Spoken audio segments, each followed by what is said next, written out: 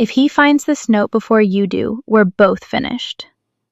Mia Whitfield never expected a folded note taped to her apartment door to detonate her quiet, carefully guarded life. The note wasn't meant for her roommate Ethan. It was meant for her from his girlfriend Sophie, and it came with a warning that made no sense yet. Within days, a stranger named Damon Cole moves into their building, claiming to be a distant cousin watching Mia like she's a threat. A box left behind by her late father, a retired estate lawyer, sits unopened in the corner of her room, holding a secret that will unravel a family fortune, a hidden inheritance, and a truth someone has been paying to bury for years. Mia only wanted to keep her head down. Instead, she's about to become the only person who can save the man she's been wrongly accused of betraying, and the last person willing to trust the one man who was sent to destroy her. Chapter 1. The note was pink, folded into a tight little triangle like something out of middle school, and it was stuck to my door with a piece of gum-back tape that had already started peeling at the corner by the time I got home. "Meet me downstairs. He can't know." I read it twice, standing in the hallway with my keys still in my hand, my grocery bag cutting a red line into my wrist, because for one full, stupid second I thought it was for me, from someone I didn't know. Then I saw the little heart drawn over the I in him, the same loopy handwriting I'd seen on birthday cards stuck to our refrigerator for the last 8 months, and I understood. Sophie, Ethan's girlfriend. Ethan, my roommate. Ethan, who was currently 3 feet away from the store inside our shared apartment, probably reheating leftover pad thai and complaining about his email inbox, the way he did every night at exactly 7:15. This note had been left on the wrong door. It had to be a mistake. Sophie's own apartment was 2 floors up. She must have miscounted or gotten distracted or... Except my name wasn't anywhere on it, and neither was Ethan's, and the tape job was too deliberate to be an accident. Someone had stood in this exact hallway, listened for footsteps, and stuck a secret to my door on purpose. I should have knocked on my own door right then and asked Ethan if he knew anything about this. That would have been the reasonable thing, the normal person thing. Instead, I stood there rereading 4 words that weren't asking anything of me except silence, and something old and familiar tightened in my chest. A feeling I hadn't had since college, since the semester everyone decided I'd stolen Priya Malhotra's boyfriend, just because he'd sat next to me in 2 classes and once walked me to my car in the rain. I hadn't done anything then. I hadn't done anything now. And yet here I was again, holding a secret I didn't ask for, already feeling the shape of blame settling over my shoulders like a coat that fit too well. I could have thrown the note away. I could have pretended I never saw it. But 4 words kept repeating in my head. He can't know. And underneath the reflex to protect myself, something sharper cut through. Worry. Actual worry for a man I genuinely liked, even if he did leave wet towels on the bathroom floor and hum off key in the shower every single morning. I put my groceries down outside our door as quietly as I could, and I went downstairs. The lobby of our building had exactly 1 working light at that hour, a buzzing fluorescent tube above the mailboxes. And past that, a narrow stairwell led down to what everyone called downstairs, a laundry room, a storage closet, and a fire door that led out to the alley behind the building. Sophie was standing near the dryers with her arms wrapped around herself like she was cold, even though the room was stuffy and smelled like fabric softener. "You came," she said, and her voice cracked in the middle of the second word. "You put a note on my door." I kept my own voice low, even though there was no one around to hear us. "Sophie, what is going on?" She looked at the door behind me like she expected someone to be standing there. And then she reached into her jacket and pulled out a folded piece of paper. Not pink this time. Plain white, official looking, with a letterhead I didn't recognize from that distance. "I need you to keep something for me," she said. "Just for a few days. I can't have it in my apartment right now, and I can't tell Ethan why." "Why not? He's your boyfriend." "Because if I tell him, he'll do something reckless, and then Victor will have exactly the excuse he's been looking for." She said the name Victor like it left a bad taste, and I filed it away without knowing yet how much weight it would come to carry. "Mia, I need you to trust me for a little while. I know we're not close. I know this is strange, but you're the only person in this building who isn't already tangled up in this. I almost laughed at that because nothing about the way this felt suggested I wasn't already tangled up in it. Tangled up in what? She hesitated, glancing again at the stairwell door, at the little square window in it that let in a slice of streetlight. Ethan isn't who you think he is, she said finally. Not because he's lying to you, because he doesn't even know it himself, not all of it. That's not an answer. It's the only one I can give you tonight. She pressed the folded paper into my hands before I could pull away, and her fingers were shaking. Please, just hold on to this. Don't read it if you don't want to. Don't ask me anything else. Just don't let Ethan see it, and don't let anyone else know you have it. Especially not anyone named Cole. Cole. Another name, another piece of a puzzle I hadn't agreed to solve. Sophie. I have to go. She was already moving past me toward the stairs, toward the door that led back up to the lobby, and for one strange moment, her expression wasn't guilty or frightened. It was almost tender, like she felt sorry for dragging me into whatever this was. Thank you, she said so quietly I almost missed it. I know I don't deserve you saying yes to this, but thank you. Then she was gone, her footsteps fading up the stairwell, and I was left standing alone next to a humming dryer with a folded piece of paper in my hand and absolutely no idea what I was holding. I didn't read it. Not right away.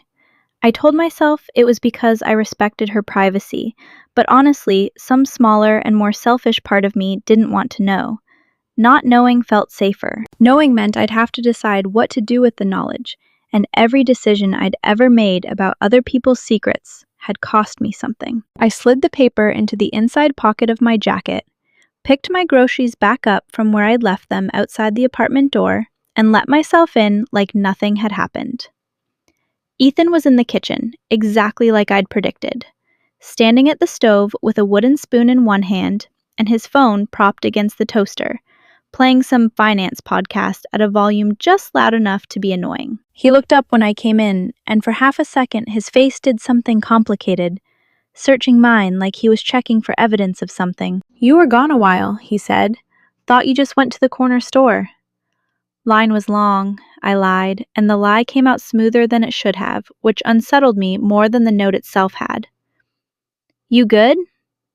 "Yeah." He turned back to the stove, stirring something that had gone slightly past the point of needing to be stirred. "Sophie's being weird lately. You notice that?" My stomach dropped an inch. Weird how? I don't know. Distracted? She keeps getting calls she won't take in front of me. Steps out into the hallway. Comes back, acting like nothing happened. He glanced at me again, and this time the look lasted a beat too long. "You haven't talked to her, have you? Like, recently?" There it was. The first crack in the floor, right there in our kitchen, not even 20 minutes after I'd promised a woman I barely knew that I'd keep a secret I didn't understand. Why would I talk to Sophie?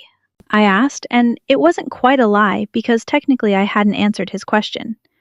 But it landed like one anyway, sliding sideways past the truth instead of through it. Ethan shrugged and the moment passed, the way moments do when neither person wants to look at them directly. "No reason, forget it. You want some of this I made too much?" "Sure," I said, and I sat down at our little kitchen table and ate reheated pad thai across from a man whose girlfriend had just handed me a secret, with his name folded somewhere inside it. And I hated how easy it was to smile at him, like everything was fine. That night, after Ethan had gone to bed, I sat on the floor of my room with my father's box in front of me. It had arrived 3 days earlier from the storage unit I'd finally decided to clear out, 18 months after he'd died, because the monthly fee had started to feel less like grief and more like a bill I couldn't justify anymore. I hadn't opened it yet. I'd told myself I would eventually, when I had the emotional bandwidth for whatever was inside old case files, maybe from his decades as an estate attorney, or nothing at all, just paperwork nobody needed anymore. I pulled the tape off the top and folded back the cardboard flaps, and the smell that came up was so specifically him, old paper pipe tobacco he'd quit 20 years ago, but that had somehow seeped permanently into everything he owned. A faint trace of the cedar-lined closet where he'd kept his good suits, that I had to sit back on my heels for a second before I could keep going. Inside were folders, mostly, client files, decades old, names I didn't recognize. A few photographs of my father, younger than I remembered him, standing in front of buildings I didn't know, shaking hands with men in expensive suits. And near the bottom, tucked into a side pocket, I almost missed a business card, cream-colored and slightly yellowed at the edges, with raised gold lettering that read, Coleman and Whitfield, Attorneys at Law. Whitfield, my father's name. My name. I didn't know a Coleman. I'd never heard my father mention a firm by that name, not once, in all the years he'd talked about his career at our dinner table, like it was the only interesting thing he'd ever done. I turned the card over. On the back, in handwriting I recognized instantly as his, was a single line. Keep this separate from the rest. If anything happens to me, it goes to the family, not the estate. I sat there for a long time with that card in my hand, the pink note still folded in my jacket pocket across the room, and I had the distinct, uncomfortable sensation of two separate mysteries reaching toward each other in the dark, close enough now that I could almost feel the air move between them. I still hadn't read Sophie's paper. I told myself I'd do it tomorrow. Down the hall, I heard Ethan's door open, footsteps in the kitchen, the fridge opening and closing. Just a man getting a glass of water in the middle of the night, nothing more than that. But I sat very still until his door closed again, and I didn't open my own for a long time after. I woke up the next morning to the sound of someone dragging a suitcase across the hallway tile outside our apartment, which wasn't unusual in itself. People moved in and out of our building constantly, students and young professionals cycling through on 18-month leases. Except this suitcase stopped directly outside our door, and there was a knock a moment later. 3 sharp raps that didn't sound like a delivery driver or a neighbor asking to borrow sugar. Ethan answered it before I'd even gotten my hair out of my face. I heard his voice first surprised, then oddly formal in a way I'd never heard him use before. Damon, what are you? I didn't know you were in the city. I came out of my room in time to see a man standing in our doorway who looked like he'd been built specifically to make other people feel underdressed. Dark, coat the kind of watch that cost more than my rent, an expression that gave away exactly nothing. He was maybe 30, a few years older than Ethan and me, with the sort of face that would have been handsome if it weren't so carefully arranged into neutrality, like he'd trained himself out of every expression that could be read.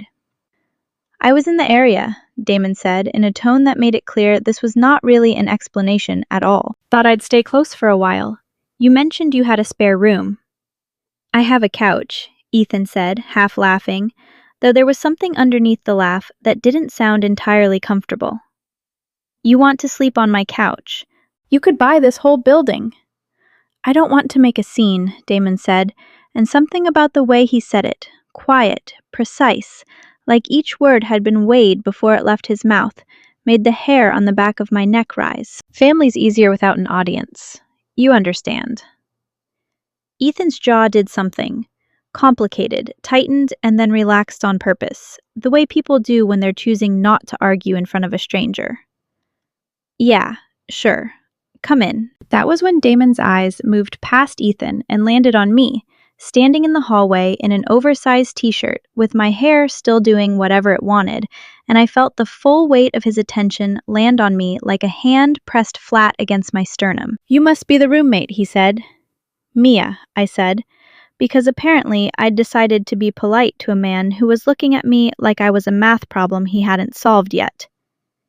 Damon Cole, he said. I'm Ethan's cousin, distant but persistent. The joke didn't reach his eyes. I didn't know Ethan had cousins, I said mostly to Ethan, who suddenly seemed very interested in the suitcase Damon was wheeling into our living room. We're not close, Ethan said quickly. Too quickly. Family stuff, it's complicated. Family stuff is always complicated, Damon said, setting his suitcase down beside our second-hand couch like it belonged to a museum instead of an apartment 2 20-something roommates could barely afford. Isn't that right, Mia? I didn't like the way he said my name, like he already had a file on me somewhere and was just confirming the details against reality.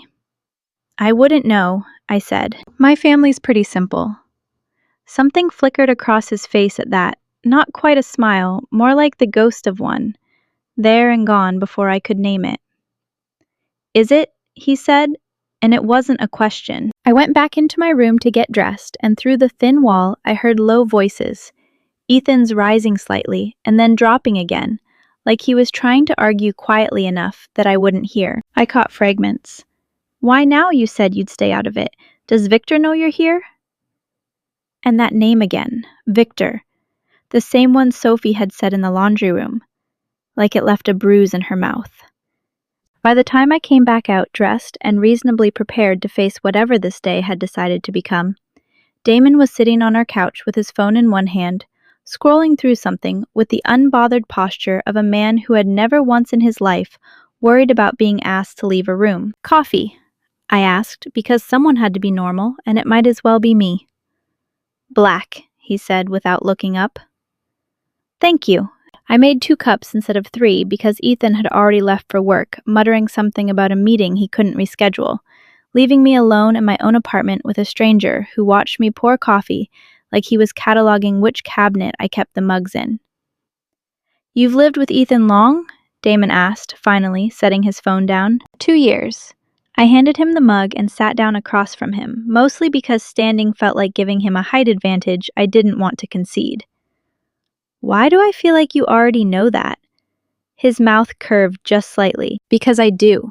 I know quite a lot about the people in Ethan's life. It's part of why I'm here. That's not creepy at all. It's not meant to be creepy. It's meant to be careful. He took a sip of his coffee, and his eyes didn't leave my face while he did it, like he was watching for a reaction he expected me to try to hide. Ethan doesn't understand the position he's in. He never has. His mother made sure of that. His mother's dead, I said carefully, because that much Ethan had told me early on in the kind of flat, closed-off voice people use for grief they haven't finished having. Yes, Damon said, before she could tell him the truth, which leaves people like me to clean up after the silence. He set the mug down on our coffee table, exactly centered on a coaster I didn't remember owning, and looked at me with an expression that had finally unmistakably sharpened into something like suspicion. You had a visitor yesterday, downstairs, late. My pulse jumped so hard I was sure he could see it in my throat. I don't know what you're talking about. Don't you? He said it gently, almost kindly, which was somehow worse than if he'd said it as an accusation.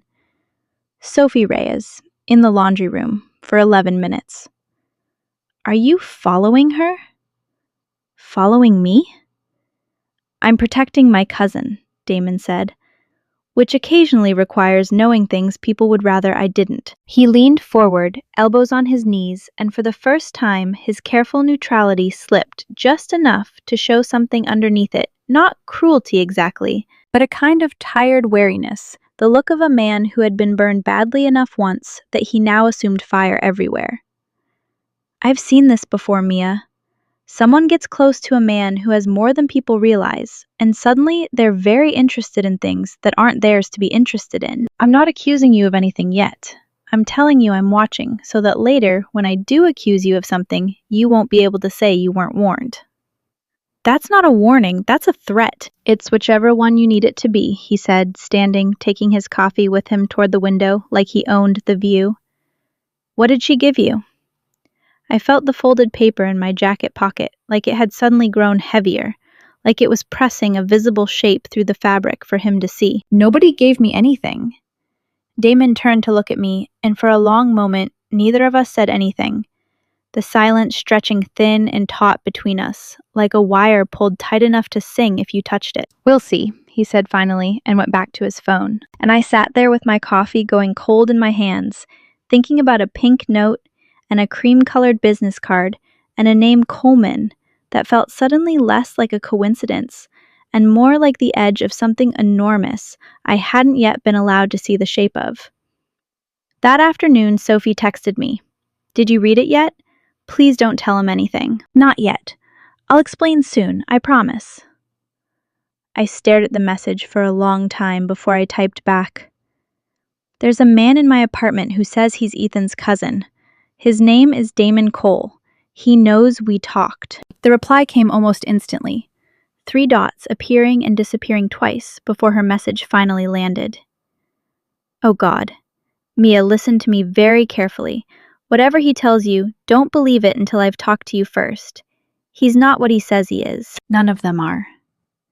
I read that message 4 times, and then I put my phone face down on my bed and sat with my hands pressed flat against my knees, trying to slow my own heartbeat through sheer force of will, because I had the growing sinking sense that I had walked into the middle of a story that had already been going on for years, one where I didn't know any of the characters' real names, where every kind gesture might be a lie and every lie might be a kindness, and where the only thing I knew for certain was that I was now, whether I liked it or not, one of the people it was about. That night, Ethan came home late, quiet in a way that wasn't like him.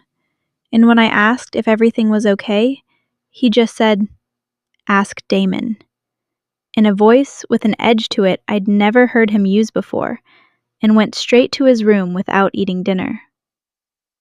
I didn't sleep much. Somewhere down the hall, I could hear the low murmur of Damon's phone calls through the wall. Words too quiet to make out, but the tone unmistakable. Controlled, urgent. A man managing a crisis he didn't want anyone else to see him managing. Chapter 2. By Thursday, Damon Cole had rearranged our living room without asking anyone's permission. Moved the coffee table 6 inches to the left so he could set up a second monitor on it. Appropriated the good armchair as though it had always been his, and started leaving his laundry folded in perfect, unnerving squares on top of the dryer downstairs, which I discovered when I went to do my own wash and found his shirts stacked there like a silent accusation that I was untidy by comparison. I hadn't told Ethan about Sophie's warning. I hadn't told Sophie about Damon's threat.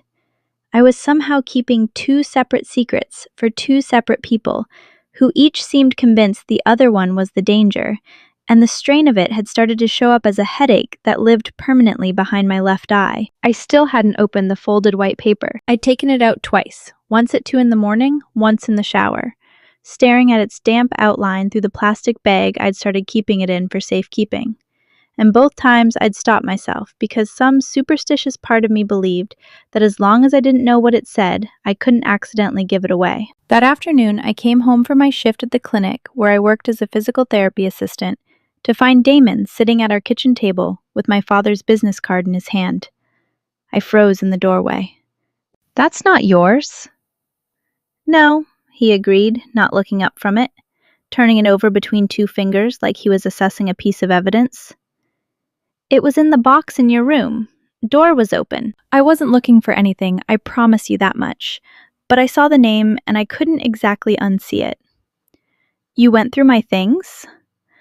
"I walked past an open door and saw a business card sitting on top of an open box," he said, setting it down on the table with a precision that felt almost ceremonial. "I didn't touch anything else. But Mia, where did you get this?" "It was my father's." My voice came out sharper than I meant it to, defensive in the specific way that comes from feeling caught even when you've done nothing wrong. "He died last year.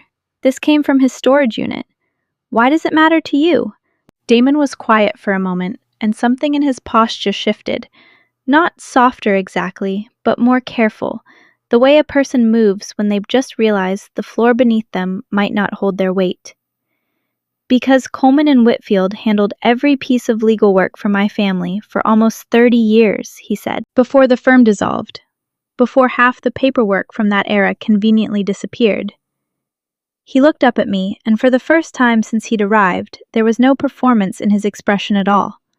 Just a raw, searching kind of confusion. "Your last name is Whitfield." "Yes." "Was your father a lawyer, an estate attorney?"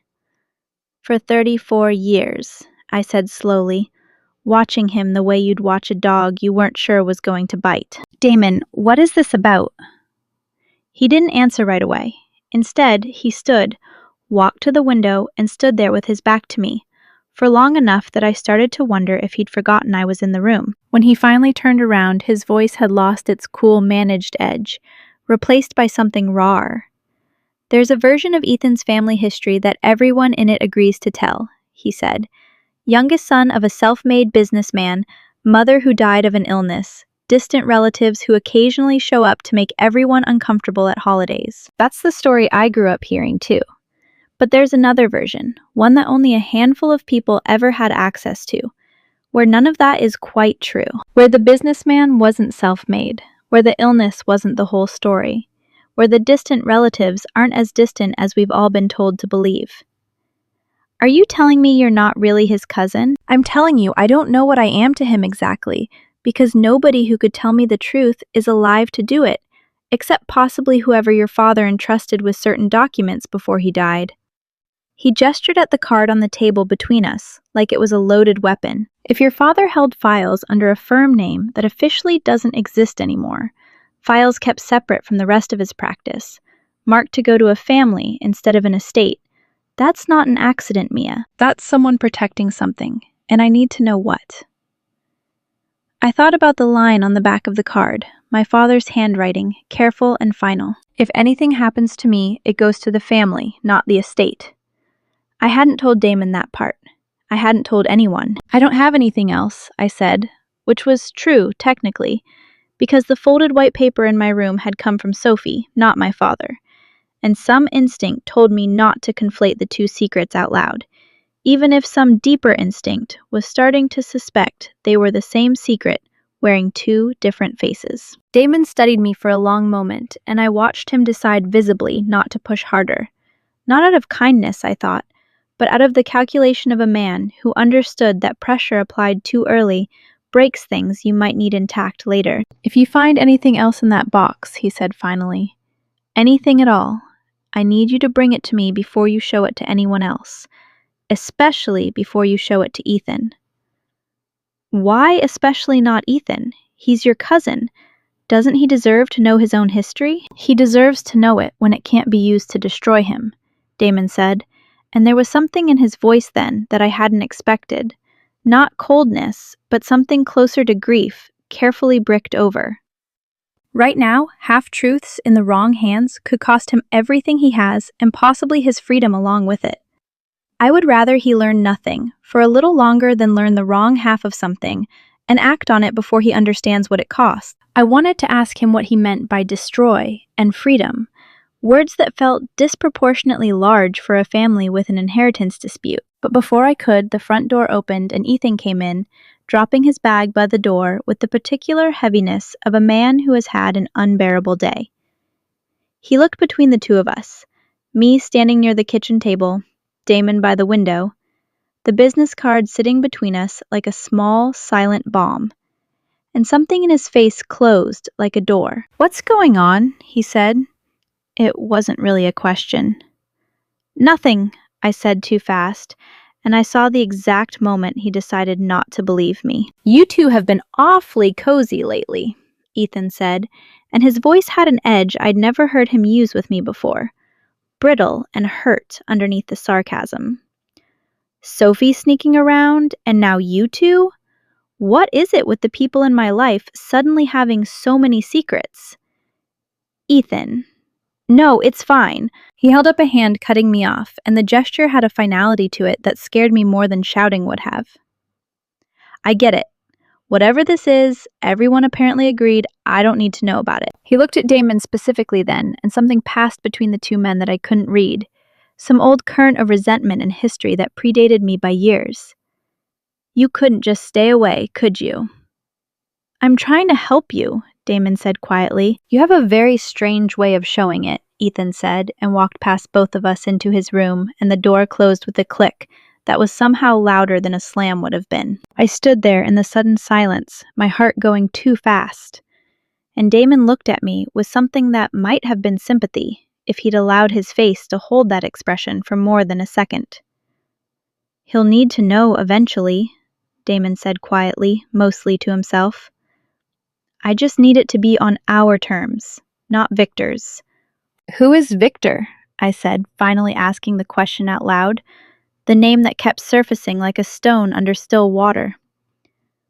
"Sophie said it too, like it was something dangerous." Damon's jaw tightened. "My older half-brother," he said, "and the reason I'm sleeping on your couch instead of in my own apartment." He didn't say anything else that evening, and I didn't ask. though the name sat in my chest for the rest of the night like something with teeth, waiting. I didn't see Sophie again until Saturday, when she showed up at the clinic where I worked, sitting in the small waiting area with a magazine she clearly wasn't reading, until my last patient of the day left, and she stood up so fast the magazine slid off her lap onto the floor. "We need to talk," she said before I'd even finished untying my scrub apron. "Somewhere Damon can't overhear. Somewhere Ethan won't walk in." We ended up at a coffee shop 3 blocks from my apartment, one neither of us usually went to, tucked into a corner table with our backs to the wall, like we were in a spy movie neither of us had auditioned for. "You still haven't opened it," Sophie said. It wasn't a question. "I can tell. If you had, you'd be looking at me differently." "I was scared to," I admitted. "It felt like once I read it, I couldn't pretend I didn't know whatever it says." "That's exactly why I need you to read it," she said, and reached across the table to squeeze my hand, quick and fierce. "Mia, I need you to understand something. I didn't come to you because we're close. I came to you because you're the only person who has what we need, and doesn't already have an agenda about how to use it." "Use what, Sophie? I don't even know what's in the paper you gave me."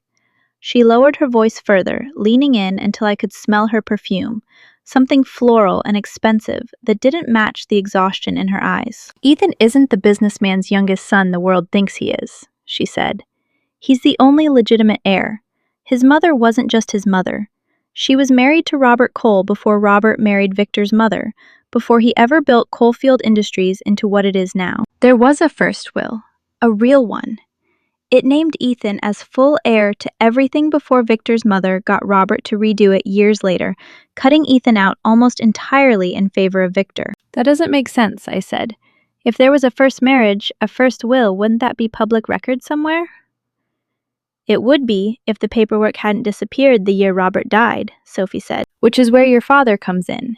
He was the outside counsel Robert trusted to keep a copy separate from the family's main firm, because even back then, Robert didn't trust his own son not to destroy it. That's what Coleman and Whitfield was, a firm your father built specifically off the books at Robert's request to protect one single document from Victor's mother, and eventually from Victor himself. The pieces I'd been holding separately in my mind for days, the business card, the note on the back. If anything happens to me, it goes to the family, not the estate, suddenly slid together with a click. I could almost physically feel. "You're telling me my father kept the real will," I said slowly, "for over 20 years. "I'm telling you I think he did," Sophie said. "I don't know for certain because I've never seen it myself, but Victor believes it exists, and he has been searching for it for years, quietly, through people he pays to be quiet. When your father passed away and I found out, through connections I have no business having, that his files had finally been released from storage, I panicked. I had to get to you before Victor's people did. And the note, downstairs. I could feel my pulse in my throat. That was you trying to protect me. That was me trying to warn you before you accidentally handed something priceless to the wrong person without knowing what it was worth," Sophie said. "The paper I gave you isn't the will itself. It's a letter my own grandmother wrote years ago when she worked as Robert's assistant before she passed. She gave it to me and told me if I ever needed to prove any of this was real, that letter would corroborate the story from someone with nothing to gain by lying. I've been carrying it around for 2 years, too scared to use it because the moment Victor knows it exists, he'll stop at nothing to make sure I disappear along with it." "Sophie, this sounds—" I stopped myself before I said insane, because the look on her face told me she'd already heard that word, probably from herself, more times than she could count. "This sounds like something you'd need real proof for, not just letters and old business cards." "That's why I need whatever your father kept," she said. "If there's an original will in that box, signed and witnessed, it changes everything. It means Ethan isn't just some guy Victor tolerates out of family obligation. It means Ethan should have inherited controlling interest in Coalfield Industries the day Robert died, and every year since then, Victor has been running a company that was never legally his to run." I sat back in my chair, the coffee in front of me gone cold and forgotten, and thought about Damon standing at my window 2 days earlier, saying he deserves to know it when it can't be used to destroy him. And I understood with a lurch that Damon hadn't been being dramatic.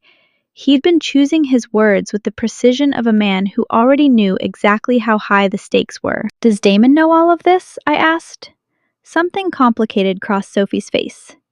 "Damon is Victor's half-brother," she said. "Same father as Ethan, different mother than either of them. He spent his whole adult life caught between the two of them, and I genuinely don't know which side he's chosen, or if he's chosen a side at all.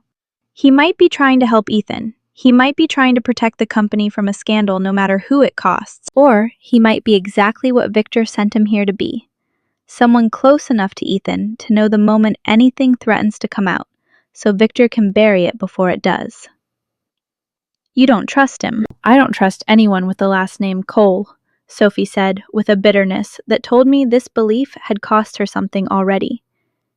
"Except Ethan. And even with him, I've had to keep this from him for 8 months, because I know exactly what he'd do if you found out too soon, without proof, without protection. He'd confront Victor directly, and Victor would destroy him for it before he ever got the chance to prove any of it was true." We sat there for a while after that, not talking, both of us staring at our respective cups like they held answers neither of us could find. And finally, Sophie reached into her bag and pulled out a slim silver key. "This opens a safety deposit box downtown," she said, sliding it across the table. "My grandmother's. Everything I have that corroborates this story is in there. I want you to have it in case something happens to me before this is over." "Sophie, don't say that." "I'm not being dramatic," she said, and the fear in her voice was plain, now unhidden. "Victor has people. I've seen what happens to people who get in his way. I need this to exist somewhere he can't reach it, held by someone he doesn't even know is involved yet." She looked at me with an intensity that made my chest ache. "Please, Mia, read the letter tonight, and whatever you find in that box your father left you, please, God, don't let it disappear the way everything else has." I took the key. I didn't have the words to refuse her, not with her hands shaking the way they were. Not with 8 months of fear finally breaking loose across her face all at once.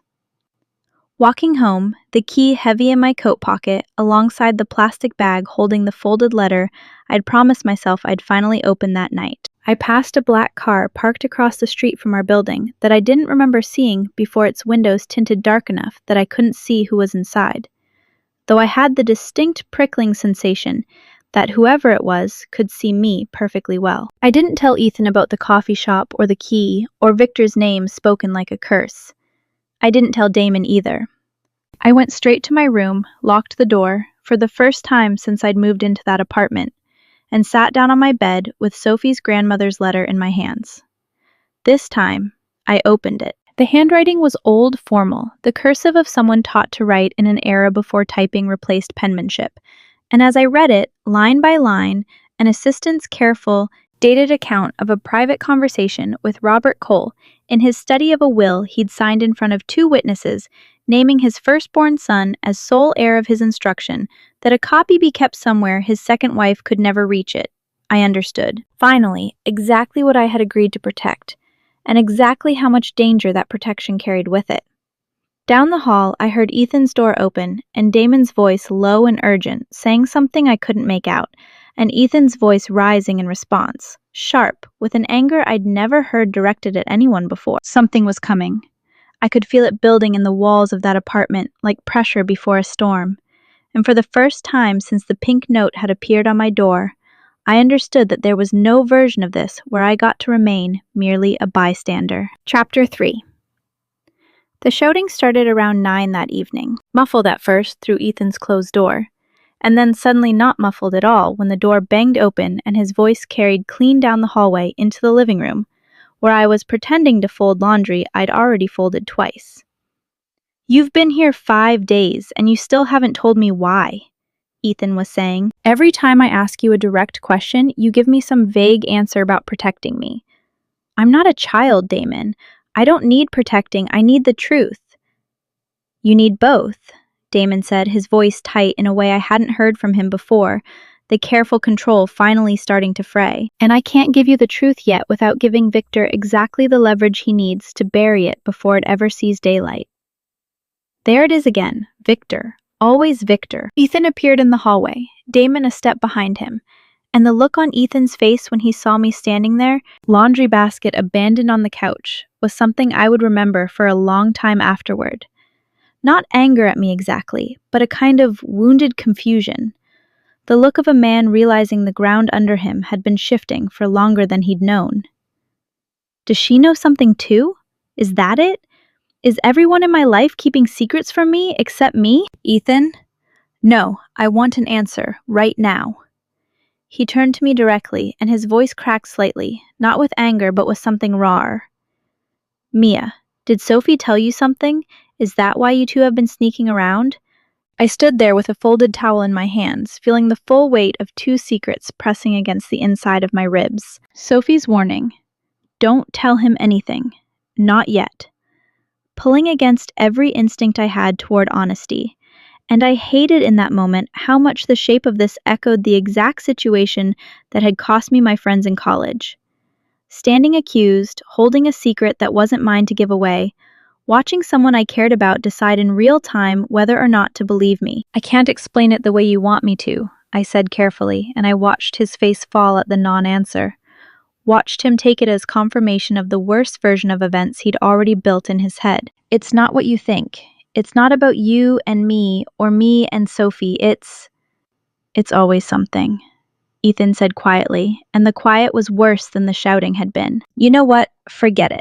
I don't even want to know anymore. Everyone in this apartment apparently has a version of the truth that isn't for me. He grabbed his jacket off the hook by the door. I'm going to Sophie's. Maybe she'll actually talk to me like an adult. Ethan, wait, Damon started, but Ethan was already out the door, and it slammed hard enough that the picture frame in our hallway rattled against the wall. The silence after he left had a texture to it, thick and uncomfortable.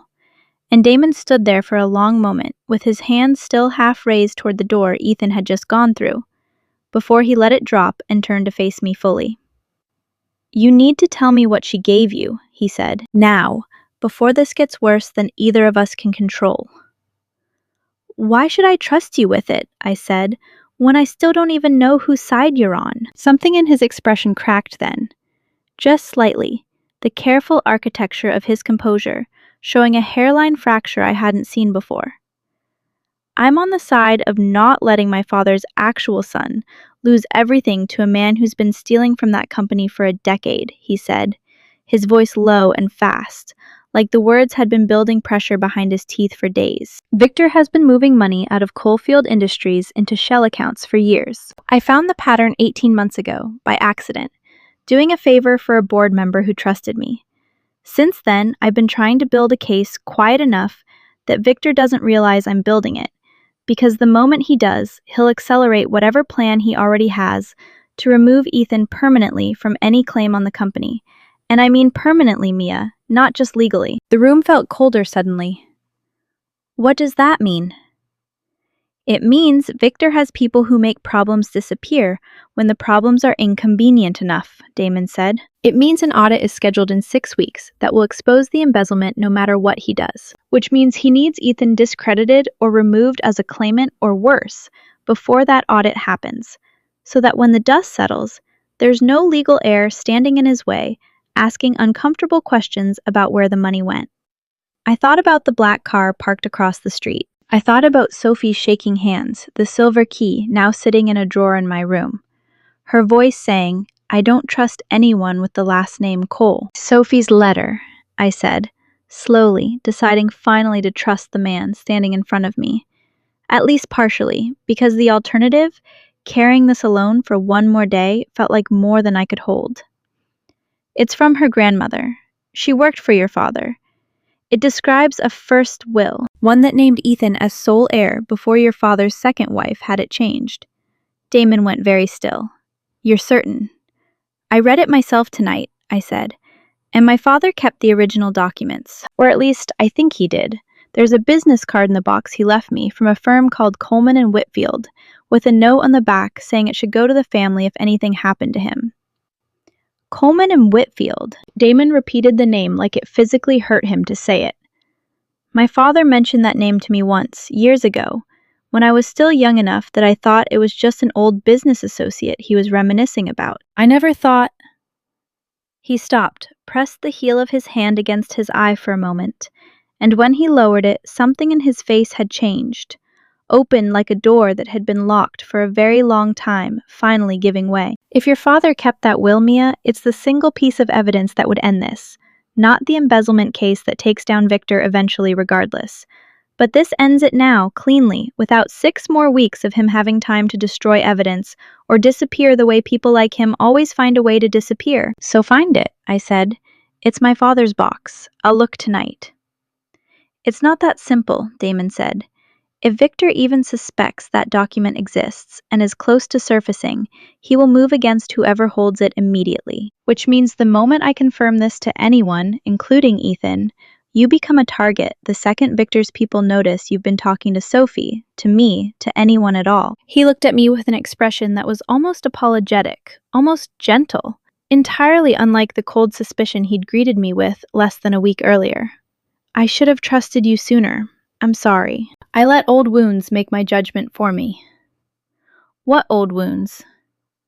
He was quiet for a moment, like he was deciding how much of himself to hand over in exchange for what I'd already given him. A few years ago, a woman I was involved with turned out to be feeding information to a competitor the whole time we were together, he said finally.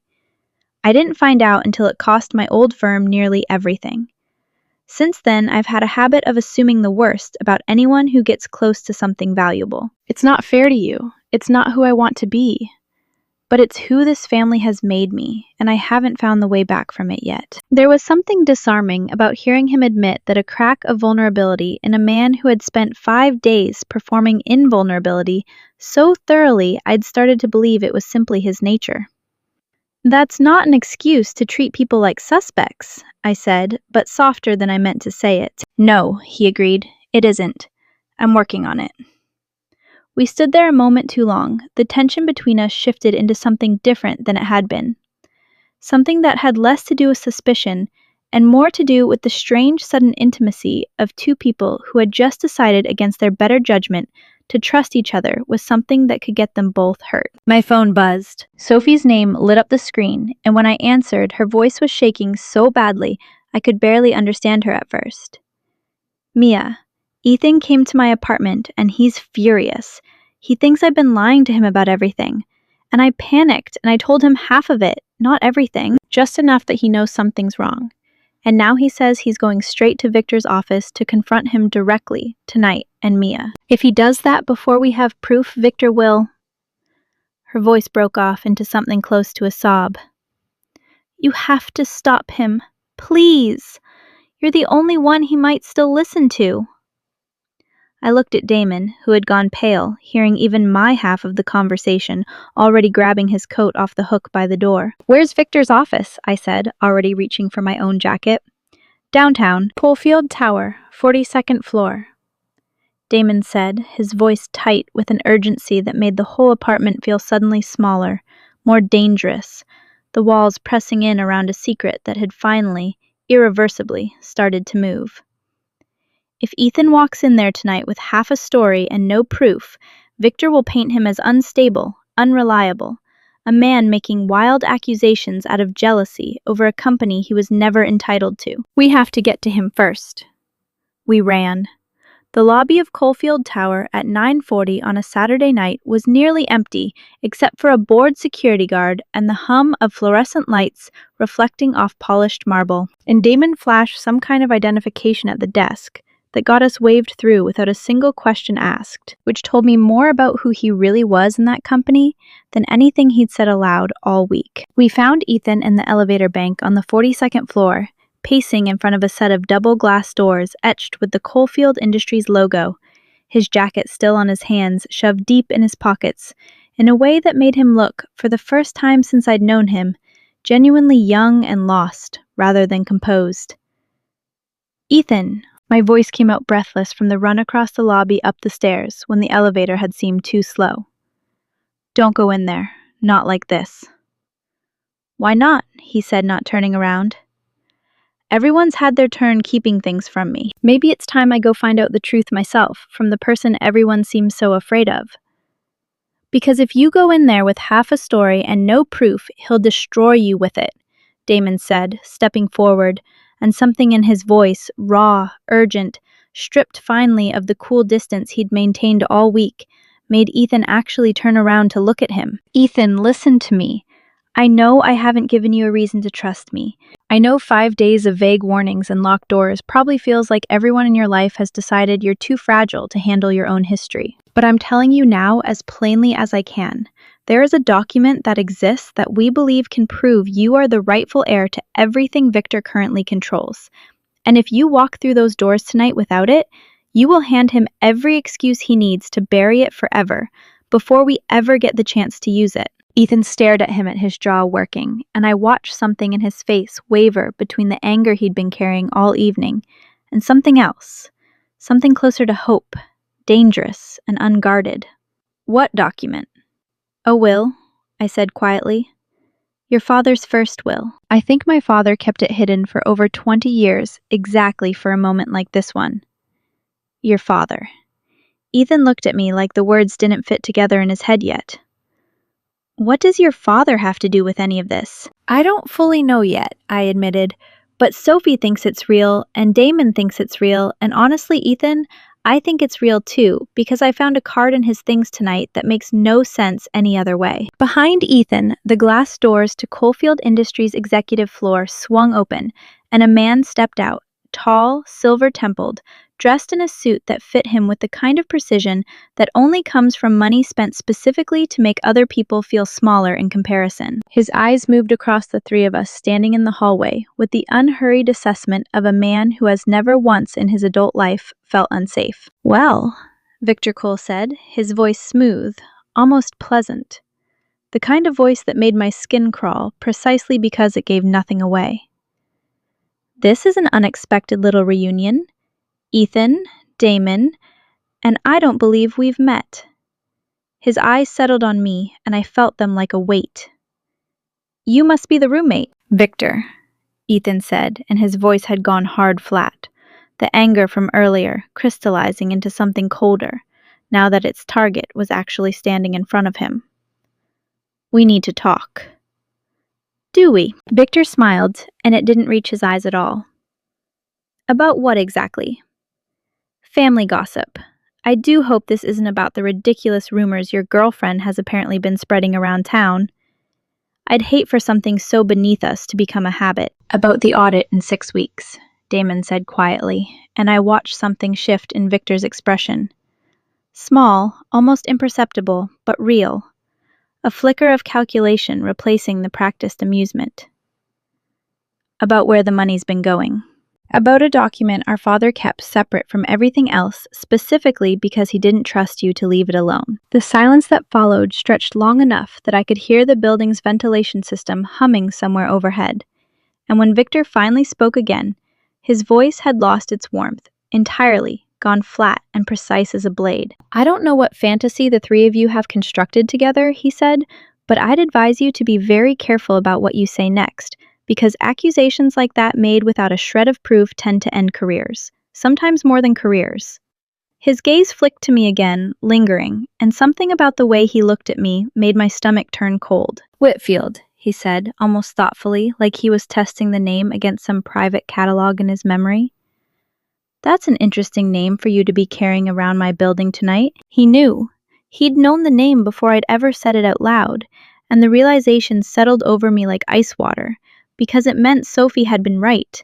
Victor had been watching, waiting, searching for exactly this moment for longer than any of us had understood. "We don't have proof yet," Ethan said before any of us could stop him, and I felt Damon go rigid beside me at the admission. "But we will. And when we do, Victor, I want you to remember this exact moment standing here, pretending you don't know what we're talking about." Victor's smile returned, thin and cold. "I look forward to it," he said. "Truly. In the meantime, I'd suggest all three of you go home and get some rest. It's been a long week for everyone, I'm sure, and exhaustion does terrible things to the imagination." He turned to go back through the glass doors, then paused, glancing back over his shoulder at me one more time. "Do give my regards to whatever's left of the Whitfield estate," he said, and the doors swung shut behind him with a soft final click, that felt somehow like the sound of a countdown starting. None of us spoke until we were back down in the lobby, back out on the sidewalk in the cool night air. And it was Ethan who finally broke the silence, turning to look at both of us with an expression that had shifted in the space of 20 minutes from anger into something far more focused. "Tell me everything," he said. "Now. All of it. No more protecting me from the truth. If he already knows we're onto him, then keeping me in the dark isn't protecting anyone anymore. It's just leaving me the only person in this whole mess who doesn't know how to fight back." Damon looked at me, and I looked back at him, and something passed between us, an unspoken agreement, the last wall between caution and trust, finally coming down, because there was no version of the next 6 weeks that survived on secrets anymore. "Let's go back to the apartment," Damon said.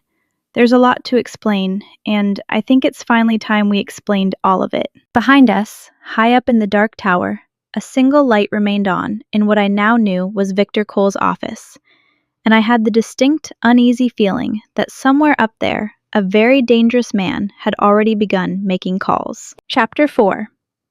We spread everything out on our kitchen table that night.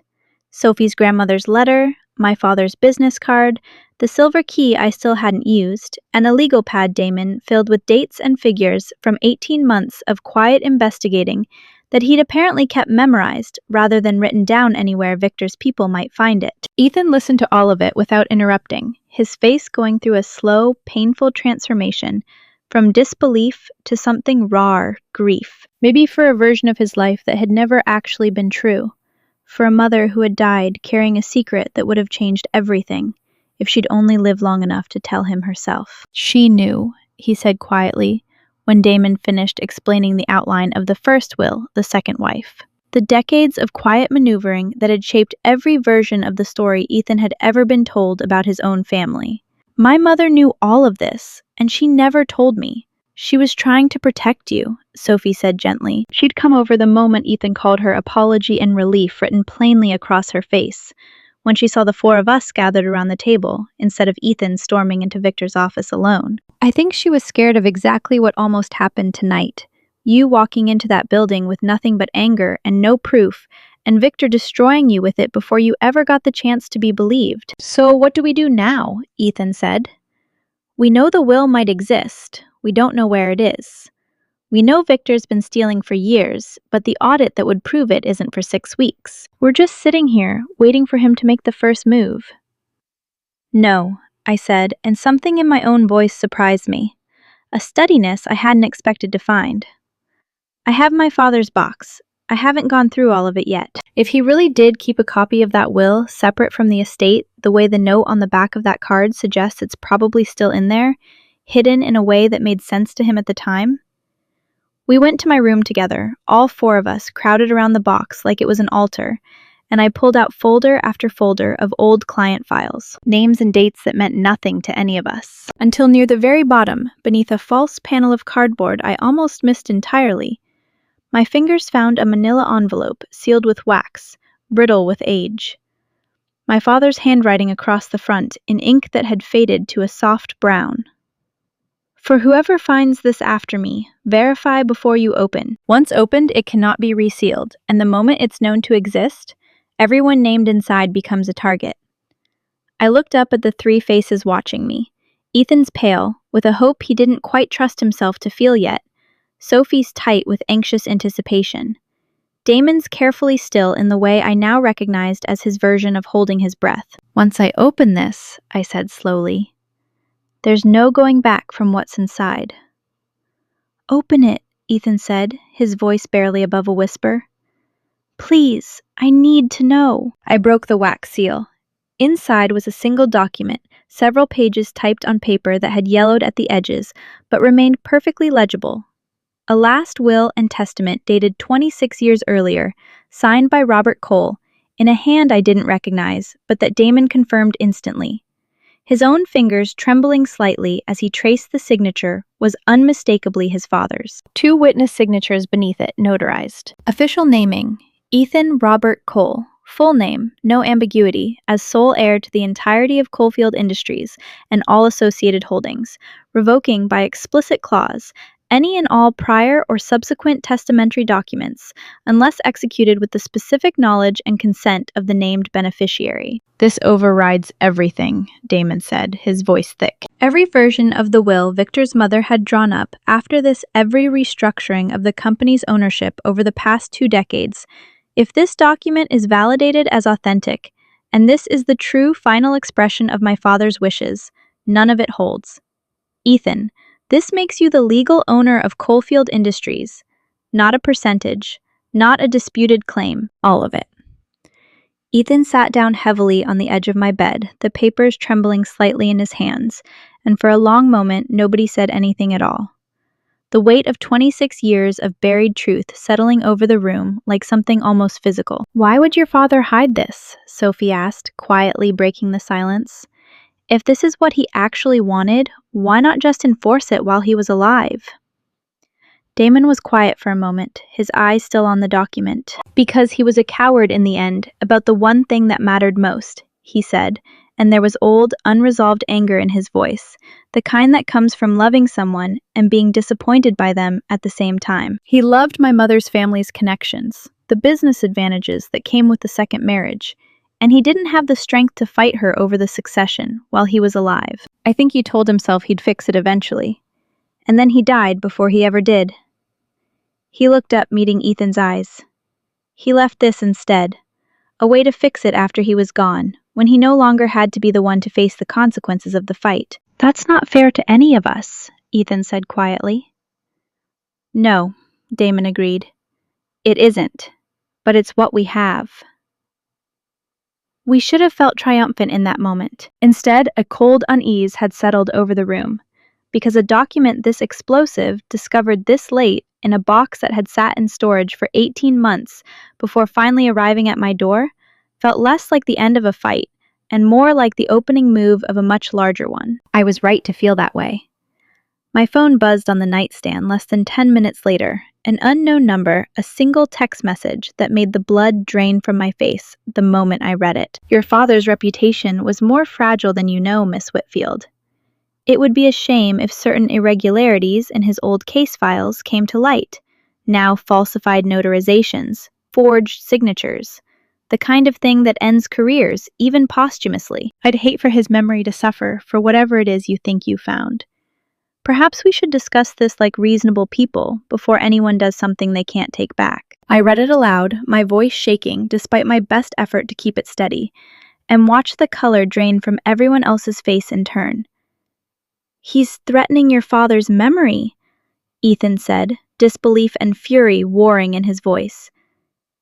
"Because he can't threaten anything else." "He can absolutely threaten something else," Damon said grimly, taking the phone from my hands to read the message himself, his jaw tightening as he did. "This is Victor telling us he already knows exactly what we found, which means someone talked, or someone's been watching this apartment closely enough to know the moment that envelope was opened, which means we no longer have the luxury of 6 weeks. Whatever he's planning, he's going to accelerate it, starting now." "Can he actually fabricate something against my father?" I asked, my voice smaller than I wanted it to be. "He's been dead for a year. He can't defend himself." "That's exactly why it's dangerous," Sophie said quietly. "A dead man can't sue for defamation. Victor knows that. He's not threatening to destroy your father's reputation because it will hurt your father. He's threatening it to hurt you publicly, to discredit the source of the will before anyone even gets a chance to verify it's authentic." We sat with that for a long moment, the weight of it settling differently over each of us.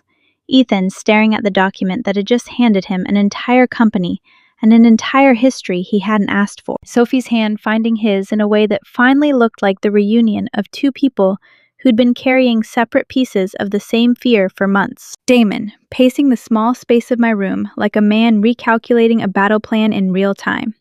And me sitting on the edge of my own bed, feeling the particular vertigo of watching my father's careful, quiet legacy become a weapon in a war he'd tried for over 2 decades to keep me completely unaware of. "We need a lawyer who can authenticate this immediately, someone with no ties to Coalfield or the Cole family at all," Damon said finally. and we need to get it somewhere secure before Victor decides threats aren't enough and moves to something more direct. And my father's reputation? I asked. If he goes public with some fabricated story? Then we fight that separately with the truth, Damon said, turning to look at me, something steady and certain in his expression that hadn't been there a week ago. Your father protected this document for over 2 decades, at personal risk to himself. That's not the story of a man who falsified anything. That's the story of a man who did something quietly brave for people he probably never even met in person. Nobody who actually looks at the facts is going to believe otherwise. Victor's counting on fear to keep us quiet before anyone looks closely enough to see that. It should have been reassuring. Instead, looking at the will in Ethan's hands, at the threatening message still glowing on my phone screen, at the tight, worried faces of everyone gathered in my small bedroom, I felt the unmistakable sense that we had just crossed a threshold we couldn't uncross. The truth was finally out among the people who needed to know it, but it had escaped into a world where at least one very powerful, very frightened man now knew exactly how much he stood to lose, and exactly how little he had left to lose it gracefully. Somewhere outside, a car alarm went off in the street below, sharp and sudden in the quiet night, and every single one of us in that room went still at the sound, before Ethan let out a short, humorless laugh and said, "We're all going to be jumping at car alarms for the next 6 weeks, aren't we?" And nobody disagreed. Chapter 5. The Lawyer. Damon found a woman named Renata Osei, who had built her career on estate disputes, precisely because she enjoyed untangling the messes wealthy families made when they refused to talk to each other honestly. Confirmed the will's authenticity within 4 days, cross-referencing the notary's registration, the witnesses' identities, even the specific brand of typewriter ribbon used, matching it to records from the correct decade. It should have felt like victory. Instead, it felt like the starting gun for a race we hadn't fully trained for. Because the moment Renata filed the initial paperwork asserting Ethan's claim, Victor's response came faster and colder than any of us had prepared for. He didn't deny the will existed. He couldn't not once it had been filed. Instead, he went to the press with a story about a grieving, financially desperate young woman, me, who had allegedly discovered a forged document among her recently deceased father's effects, and colluded with a disgruntled, sidelined family member to extort a controlling stake in a company worth billions. My father's old case files were subpoenaed within a week, 3 decades of careful legal work, suddenly under a microscope, reporters calling the clinic where I worked, until my supervisor gently suggested I take some unpaid leave until things settled down. It was Ethan who insisted we confront Victor directly, rather than let the story metastasize any further through lawyers and press releases. And it was Damon, for once, who agreed with him instead of arguing for caution. Because, as he put it quietly the night before, there's a point past which staying careful just means staying silent while he controls the narrative. We're past that point. We met Victor at Coalfield Tower on a Tuesday morning 3 weeks after the will surfaced, in a conference room on the 42nd floor, with Renata beside us and Victor's own attorney across the table, looking distinctly uncomfortable, like a man who had already begun suspecting he was on the losing side of something. "You've caused quite a lot of damage to a family reputation that took generations to build," Victor said, settling into his chair with the same unbothered smoothness he'd worn the night in the elevator bank, though something around his eyes looked tighter now, less certain. "I do hope for your sake, Mia, that you understand the difference between finding an old document and actually knowing what to do with one." "I know exactly what to do with it," I said. And I was surprised by how level my own voice came out, considering how hard my heart was hammering. "I brought it to a court-appointed authenticator who confirmed it's genuine. I gave it to the person it was always meant to protect. And I'd like you to explain on the record why a document naming your father's actual first choice of heir has been sitting hidden for 26 years while you ran a company you were never legally entitled to run." Victor's composure flickered a small crack in the marble. "Careful," he said softly. "Accusations like that repeated in the wrong forum could constitute defamation." "Not if they're true," Renata said crisply, sliding a folder across the table. "And not if they're accompanied by 6 years of financial records showing systematic transfers to accounts registered under variations of your name in 3 different jurisdictions. My associates finished the forensic accounting review this morning. The audit you were hoping to survive in 3 weeks has, unfortunately for you, already happened early. The silence that followed had a texture to it I could feel in my teeth. Victor's attorney leaned over and whispered something urgent in his ear, and for the first time since I'd met him, Victor Cole looked genuinely, unmistakably afraid. "This isn't over," he said, standing abruptly, his chair scraping loud against the polished floor. "You have no idea the resources I still have available to me. Neither do the federal prosecutors your accountant's assistant has apparently already been talking to for the past week," Damon said quietly, and the way Victor's face went white told me this particular piece of information was news to him, delivered with a precision that suggested Damon had been holding it in reserve for exactly this moment. "I'm sorry it came to this, Victor. I genuinely am, but you didn't leave any of us another way through it." Victor left the conference room without another word, his attorney scrambling to gather papers and follow him out. And the 4 of us, Ethan, Sophie, Damon, and I, sat there in the sudden quiet. None of us quite able to believe the confrontation was actually over. It wasn't, not entirely. Victor didn't go quietly. He filed countersuits, gave 2 more interviews, trying to paint the whole affair as a conspiracy. And for a week, it genuinely seemed possible the whole thing might drag on for months, tangled in courtrooms and headlines, until the morning federal investigators executed a search warrant on Coalfield's financial offices and found exactly what Damon's 18 months of quiet documentation had promised they would. Victor was placed on administrative leave from a company he no longer legally controlled, facing charges that would take years to resolve. And the story that eventually made the papers wasn't the one he'd tried to write about a desperate young woman in a forged will.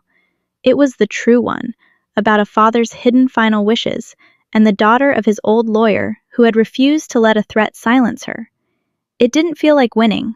Not right away. My father's name had been dragged through headlines for 2 weeks before the truth caught up and cleared it, and even after it did, I found myself lying awake some nights, furious on his behalf. That a man who had quietly, bravely kept a dangerous secret for over 2 decades had nearly had his reputation destroyed for it after he was no longer alive to defend himself. That anger was still sitting heavy in my chest 3 days after the search warrant, when Damon found me sitting alone on the fire escape outside my bedroom window, the city spread out gold and indifferent below us, going about its evening the way it always did, entirely unaware of how much had just changed for the people sitting above it. "You've been avoiding me," he said, climbing out through the window to sit beside me, careful of the narrow metal grating. "I haven't," I said. "I've been tired. There's a difference." "Is there?" he said. And there was something gentle in the question, not accusatory. "Mia, I know the last month has cost you things you didn't sign up to lose. Your privacy, your father's name dragged through headlines before the truth caught up to the lies. I know an apology doesn't undo any of that." "You don't need to apologize," I said. "None of this is your fault." "Some of it is," he said quietly. "I treated you like a suspect the first week I knew you, because trusting people has cost me before, and I let that cost make my decisions for me instead of actually looking at who you were." He was quiet for a moment, looking out at the skyline instead of at me. "I've spent years assuming the worst about anyone who got close to something valuable. You were the first person in longer than I want to admit who made me want to be wrong about that assumption." "And are you wrong about it?" "Completely," he said. And when he turned to look at me, there was none of the careful neutrality he'd worn like armor the first week I'd known him. "I think you're the bravest person I've met in years, Mia.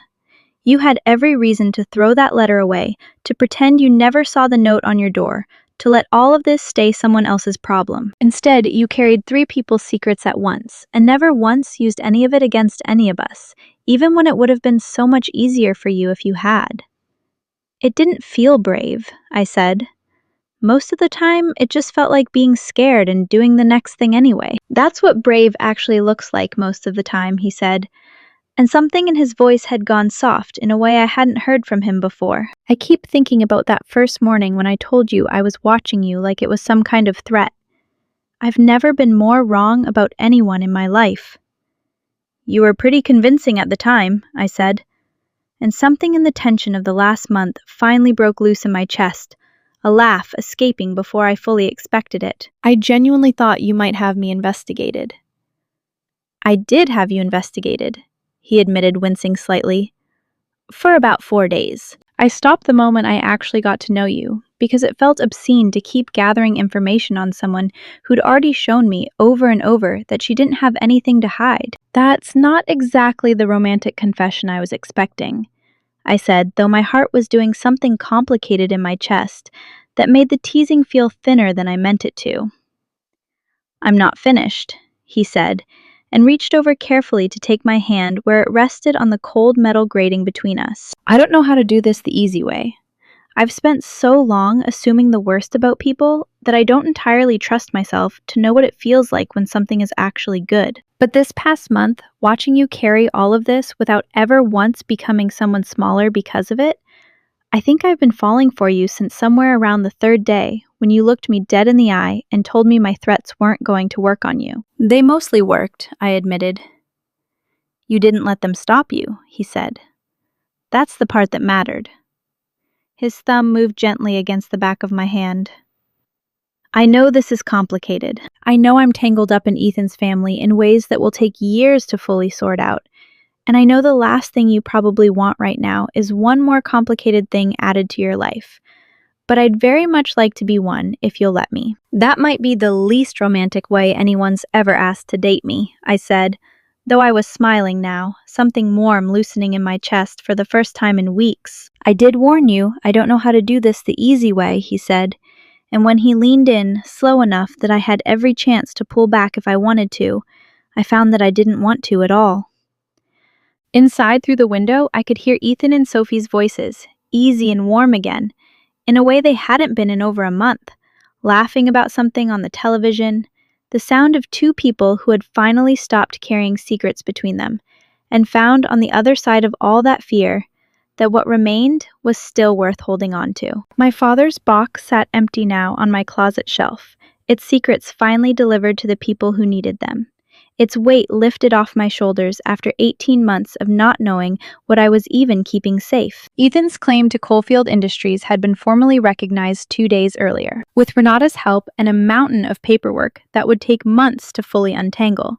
But the company itself was already stabilizing under new, honest leadership, the scandal receding a little more each day into the kind of story people would tell at dinner parties instead of read about in headlines. And I was sitting on a fire escape in the last golden light of a long, difficult month, my hand in Damon Cole's, discovering that the note that had started all of this, 4 words, taped to my door in a stranger's careful handwriting, had led me not to the danger I'd feared that first night, but to a version of trust I hadn't known I was capable of extending to anyone again. "For what it's worth," I said quietly, "I'm glad it was my door she picked." "So am I," Damon said, and pulled me closer against the cooling evening air.